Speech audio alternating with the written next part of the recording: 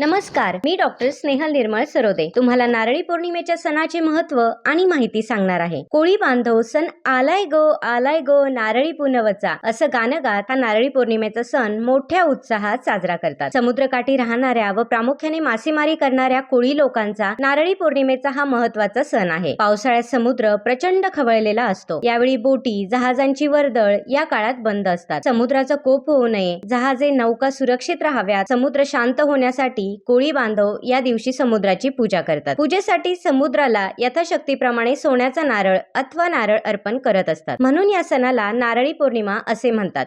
या दिवशी कोळी लोक आपल्या होड्या घेऊन मासेमारी करण्यासाठी समुद्रात जातात. श्रावणातील ही पौर्णिमा ही समुद्र किनाऱ्यालगत राहणाऱ्या लोकांना मोठी आनंदाची असते. खवळलेला समुद्र शांत होतो, पावसाचा जोर ओसरतो व कोळी बांधव मासेमारीस प्रारंभ करतात. या दिवशी कोळी बांधव बोटींची पूजा करतात. बोटींना पताका लावतात, छान रंगरंगोटी करून बोटी सजवतात. समुद्राला शांत करण्यासाठी सोन्याचा नारळ अर्पण केला जातो. सोन्याचा नारळ म्हणजे नारळाला सोनेरी कागदाचे वेष्टन लावून सजवलेला नारळ समुद्रात विधिवत सोडला जातो. समुद्र हे वरुणाचे स्थान समजले जाते. या दिवशी विधिवत पूजन करून त्याविषयी कृतज्ञता व्यक्त केली जाते. नारळ हे फळ शुभ सूचक असून ते सर्जन शक्तीचेही प्रतीक मानले गेले आहे. संपूर्ण कुटुंबाला मागे ठेवून कोळी बांधव भर समुद्रात मासेमारीला निघतो. त्यावेळी कोळी महिलांची मदार सागर देवावर असते. त्यामुळे कोळी महिलांच्या दृष्टीने या सणाला अनन्यसाधारण महत्त्व आहे. नारळी पौर्णिमेनिमित्त खास बनवलेल्या नारळाच्या करंज्या यांचा नैवेद्य बोटीला व समुद्राला दाखवतात. समुद्राची यथासांग पूजा करतात. खोल समुद्रात मासेमारीला जाणाऱ्या आमच्या धन्याचे रक्षण कर, आमच्या बोटीवर मुबलक मासोळी गाऊ दे असे गाराने कोळी भगिनी समुद्राला घालतात. तर ही माहिती तुम्हाला कशी वाटली ते कमेंट करून सांगा व लाईक आणि सबस्क्राईब करायला विसरू नका.